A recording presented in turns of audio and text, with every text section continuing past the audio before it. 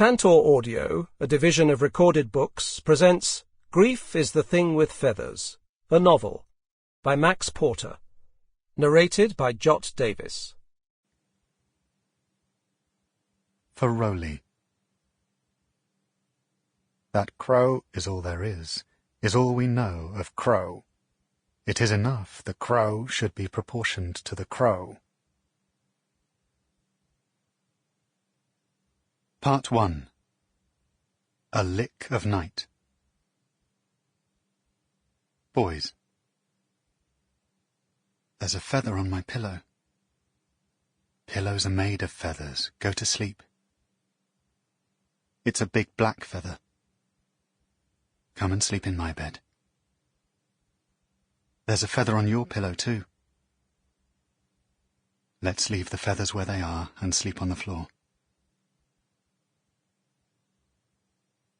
Dad.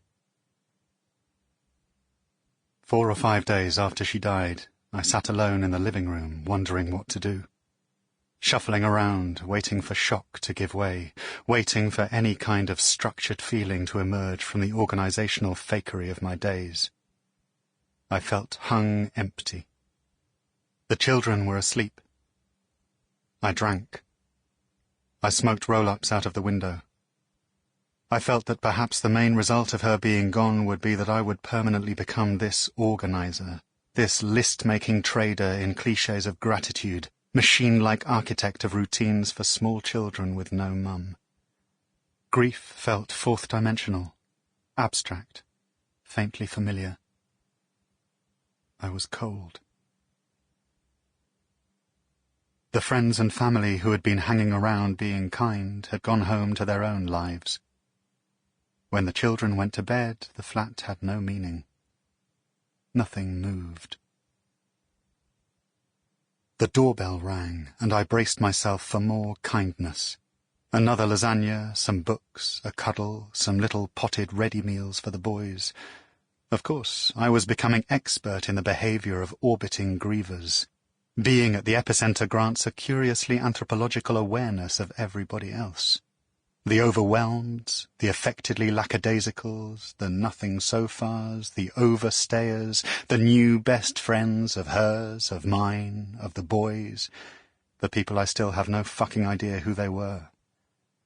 I felt like Earth in that extraordinary picture of the planet surrounded by a thick belt of space junk. I felt it would be years before the knotted string dream of other people's performances of woe for my dead wife would thin enough for me to see any black space again. And of course, needless to say, thoughts of this kind made me feel guilty. But, I thought, in support of myself, everything has changed, and she is gone, and I can think what I like. She would approve, because we were always over-analytical, cynical, probably disloyal, puzzled. Dinner-party post-mortem bitches with kind intentions. Hypocrites. Friends. The bell rang again. I climbed down the carpeted stairs into the chilly hallway and opened the front door. There were no streetlights, bins, or paving stones. No shape or light, no form at all, just a stench. There was a crack and a whoosh, and I was smacked back, winded, onto the doorstep. The hallway was pitch black and freezing cold, and I thought, what kind of world is it that I would be robbed in my home tonight? And then I thought, frankly, what does it matter? I thought, please don't wake the boys, they need their sleep. I will give you every penny I own, just as long as you don't wake the boys. I opened my eyes, and it was still dark, and everything was crackling, rustling. Feathers. There was a rich smell of decay, a sweet, furry stink of just beyond edible food, and moss, and leather, and yeast. Feathers between my fingers, in my eyes, in my mouth, beneath me a feathery hammock lifting me up a foot above the tiled floor. one shiny jet-black eye as big as my face, blinking slowly in a leathery wrinkled socket, bulging out from a football-sized testicle. Shh! Shh! And this is what he said. I won't leave until you don't need me anymore. Put me down, I said. Not until you say hello. Put me down, I croaked, and my piss warmed the cradle of his wing. You're frightened. Just say hello. Hello. Say it properly. I lay back, resigned, and wished my wife wasn't dead. I wished I wasn't lying terrified in a giant bird embrace in my hallway. I wished I hadn't been obsessing about this thing just when the greatest tragedy of my life occurred. These were factual yearnings. It was bitterly wonderful. I had some clarity. Hello, Crow, I said. Good to finally meet you. And he was gone. For the first time in days, I slept. I dreamt of afternoons in the forest.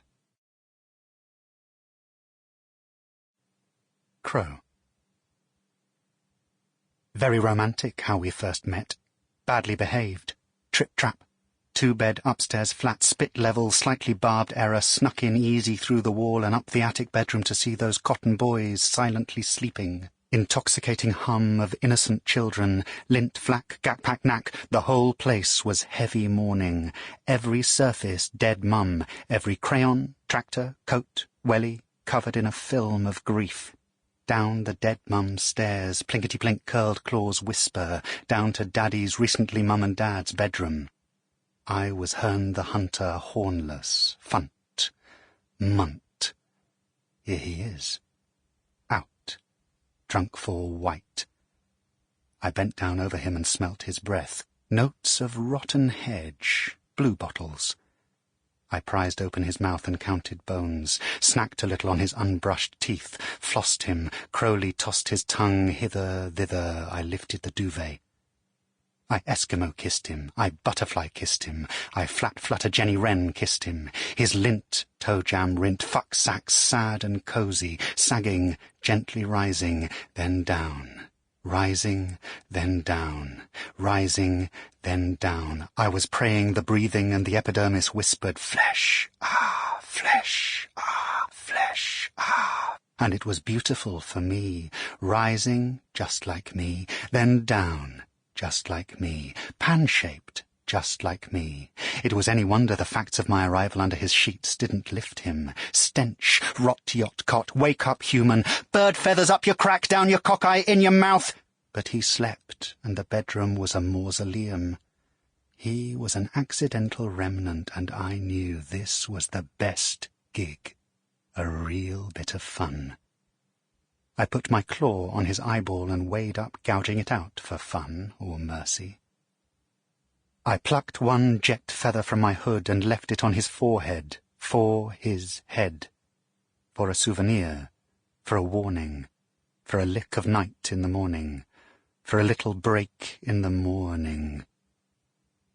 I will give you something to think about, I whispered. He woke up and didn't see me against the blackness of his trauma. Go easy, he clacked. Go easy. Dad. Today I got back to work. I managed half an hour, then doodled. I drew a picture of the funeral. Everybody had crow faces, except for the boys. Crow. Look at that! Look! Did I or did I not? Oi! Look! Stab it! Good book, funny bodies, open door, slam door, spit this, lick that, lift. Oi! Look! Stop it! tender opportunity. Never mind. Every evening, crack of dawn, all change, all meet this, all meet that, separate the reek. Did I or did I not? Ooh, tarmac macadam. Edible, sticky, bad camouflage. Strap me to the mast or I'll bang her until my mathematics poke out her sorry, sorry, sorry. Look! A severed hand, bramble, box of swans, box of stories, piss arc, better off, must stop shaking, must stay still, mast stay still. Oi, look, trust me. Did I or did I not faithfully deliver St. Vincent to Lisbon? Safe trip, a bit of liver, sniff, fabric softener, leather, railings melted for bombs, bullets. Did I or did I not carry the hag across the river? Shit not, did not. Sing-song, blackbird, automatic, fuck you, yellow, nasty, pretty boy, joke, creak, joke, cretch, joke, patience. I could have bent him backwards over a chair and drip-fed him sour bulletins of the true 1 hour dying of his wife. Other birds would have. There's no goody-baddie in the kingdom. Better get cracking. I believe in the therapeutic method. Boys. We were small boys with remote-control cars and ink stamp sets, and we knew something was up. We knew we weren't getting straight answers when we asked, "Where is Mum?" And we knew, even before we were taken to our room and told to sit on the bed, either side of Dad, that something was changed. We guessed and understood that this was a new life, and Dad was a different type of dad now, and we were different boys. We were brave new boys without a mum. So when he told us what had happened, I don't know what my brother was thinking, but I was thinking this. Where are the fire engines? Where is the noise and clamour of an event like this? Where are the strangers going out of their way to help, screaming, flinging bits of emergency glow-in-the-dark equipment at us to try and settle us and save us? There should be men in helmets speaking a new and dramatic language of crisis. There should be horrible levels of noise completely foreign and inappropriate for our cosy London flat. There were no crowds and no uniformed strangers, and there was no new language of crisis. We stayed in our PJs, and people visited and gave us stuff. Holiday and school became the same. Crow. In other versions, I am a doctor or a ghost. Perfect devices, doctors, ghosts, and crows. We can do things other characters can't, like eat sorrow, unbirth secrets, and have theatrical battles with language and God. I was friend, excuse, deus ex machina, joke, symptom, figment, spectre, crutch, toy, phantom, gag, analyst, and babysitter. I was, after all, the central bird at every extreme. I'm a template. I know that. He knows that. A myth to be slipped in, slip up into. Inevitably I have to defend my position because my position is sentimental. You don't know your origin tales, your biological truth, accident, your deaths, mosquito bites mostly, your lives, denial, cheerfully.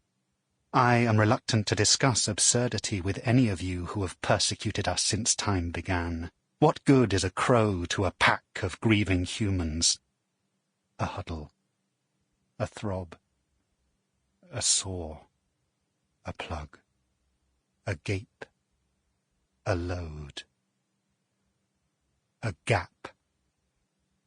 So, yes, I do eat baby rabbits, plunder nests, swallow filth, cheat death, mock the starving homeless, misdirect, misinform. Oi, stab it! A bloody load of time wasted. But I care deeply. I find humans dull except in grief. There are very few in health, disaster, famine, atrocity, splendour, or normality that interest me, but the motherless children do. Motherless children are pure crow. For a sentimental bird, it is ripe, rich, and delicious to raid such a nest. Dad. I've drawn her unpicked, ribs splayed, stretched like a xylophone with the dead birds playing tunes on her bones. Crow. I've written hundreds of memoirs. It's necessary for big names like me. I believe it is called the imperative. Once upon a time there was a blood wedding, and the crow son was angry that his mother was marrying again, so he flew away. He flew to find his father, but all he found was carrion. He made friends with farmers, he delivered other birds to their guns, scientists, he performed tricks with tools that not even chimps could perform, and a poet or two. He thought on several occasions that he had found his daddy's bones, and he wept and screamed at the hateful goshawks, "Here are the grey bones of my hooded papa!" But every time when he looked again, it was some other corvid's corpse. So, tired of the fable lifestyle, sick of his omen celebrity, he hopped and flew and dragged himself home. The wedding party was still in full swing, and the ancient grey crow rutting with his mother in the pile of trash at the foot of the stairs was none other than his father. The crow son screamed his hurt and confusion at his writhing parents. His father laughed. "Conk! Conk! Conk!" You've lived a long time and been a crow through and through, but you still can't take a joke. Dad. Soft, slight, like light, like a child's foot talcum-dusted and kissed, like stroke-reversing suede, like dust, like pins and needles, like a promise, like a curse, like seeds, like everything grained, plaited, linked or numbered, like everything nature made and violent and quiet. It is all completely missing. Nothing patient now. Boys. My brother and I discovered a guppy fish in a rock pool somewhere. We set about trying to kill it. First we flung shingle into the pool, but the fish was fast. Then we tried large rocks and boulders, but the fish would hide in the corners beneath small crevices or dart away. We were human boys, and the fish was just a fish, so we devised a way to kill it. We filled the pool with stones, blocking and damming the guppy into a smaller and smaller area. Soon it circled slowly and sadly in the tiny prison pool, and we selected a perfectly sized stone. My brother slammed it down overarm, and it popped and splashed rock on rock in water, and delightedly we lifted it out. Sure enough, the fish was dead. All the fun was sucked across the wide, empty beach. I felt sick, and my brother swore. He suggested flinging the lifeless guppy into the sea, but I couldn't bring myself to touch it, so we sprinted back across the beach, and Dad didn't look up from his book, but said, "You've done something bad, I can tell." Dad. We will never fight again.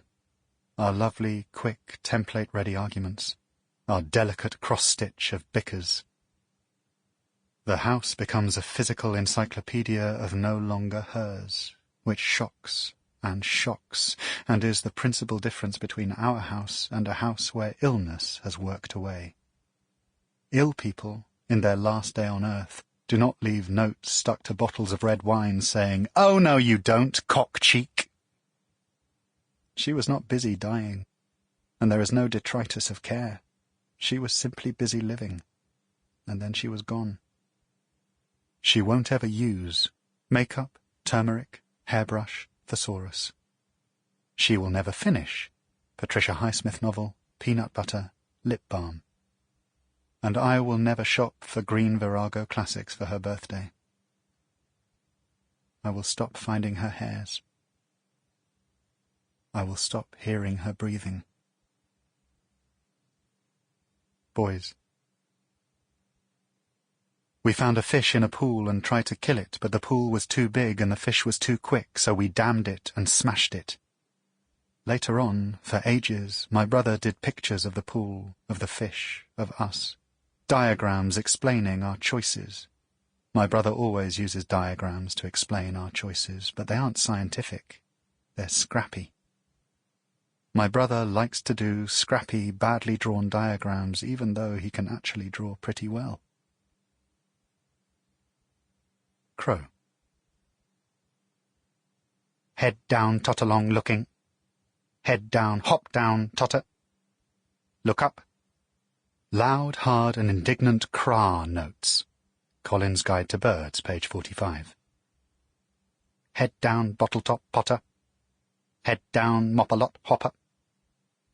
He could learn a lot from me. That's why I'm here. Dad. There is a fascinating constant exchange between Crow's natural self and his civilized self, between the scavenger and the philosopher, the goddess of complete being and the black stain, between Crow and his birdness. It seems to me to be the self-same exchange between mourning and living, then and now. I could learn a lot from him. Boys. Dad has gone. Crow is in the bathroom, where he often is because he likes the acoustics. We are crouched by the closed door, listening. He is speaking very slowly, very clearly. He sounds old-fashioned, like Dad's vinyl recording of Dylan Thomas. He says, sudden. He says, trauma. He says, induced. He coughs and spits and tries again. Induced. He says, sudden trauma-induced alteration of the alert state. Dad comes back. Crow changes his tune. Crow. Go on in here, worrying horrid. Hello, alair, crip-crap, who's that Lazarus in beans of my cutout? Let me buck, flap, snatch, clap, tapper one, tapper two, motherless children in my trap, in my apps, in separate stocks for boiling, enunciate it, rolling and turning it, sagitt lips and burning it. Ooh, pressure. Must rehearse, must cuss less. The nobility of nature, ha-ha, cra, ha-ha, crap, ha-ha, better not.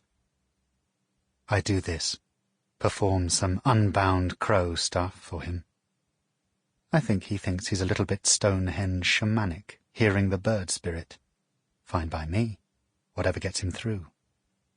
Megalith! Part 2. Defense of the Nest. Dad.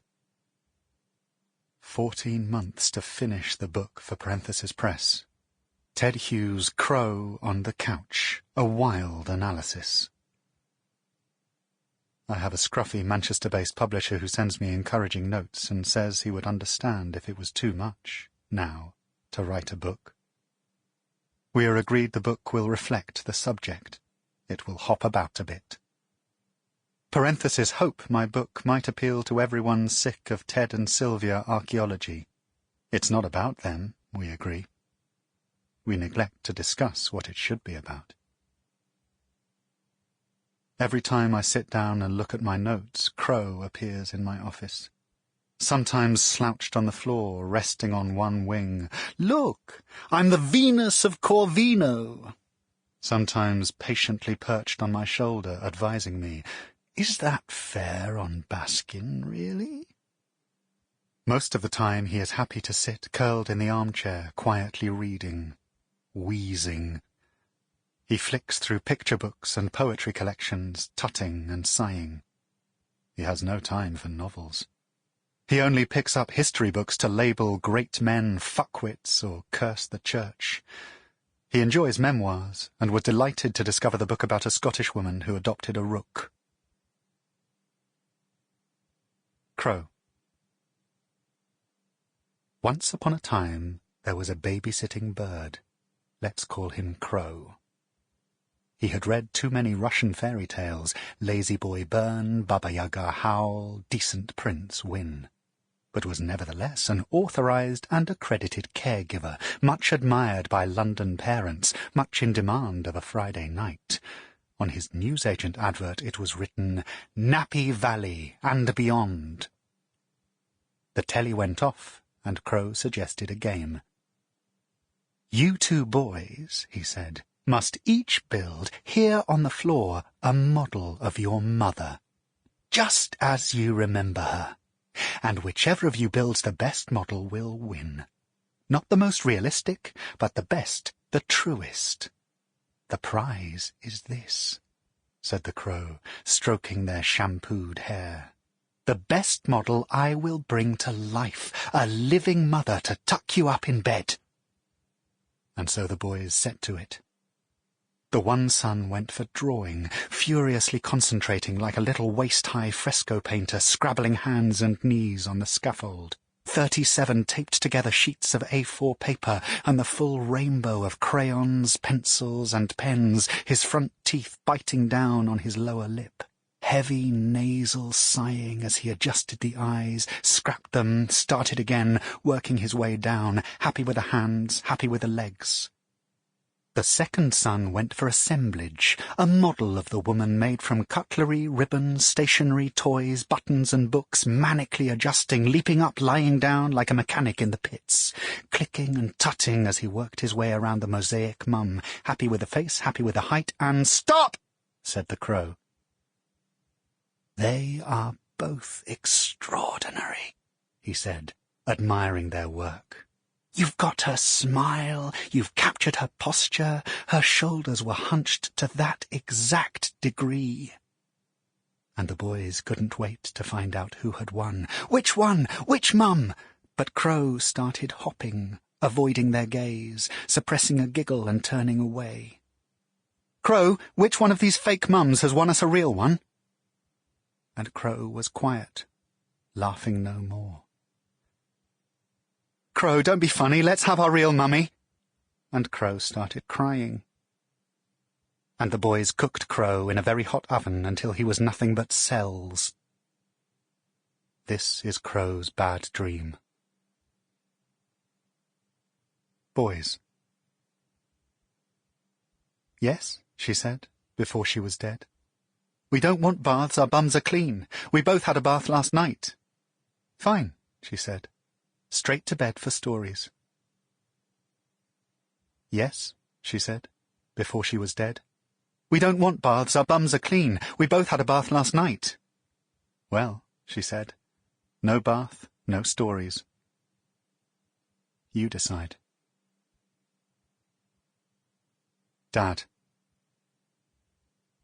"We will fill this house with toys and books and wail like playgroup left-behinds."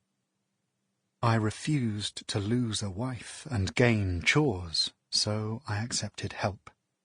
My brother was incredible. Give me food, let me shout, with the boys, with the bank, with the post office, the school, the doctors and our folks.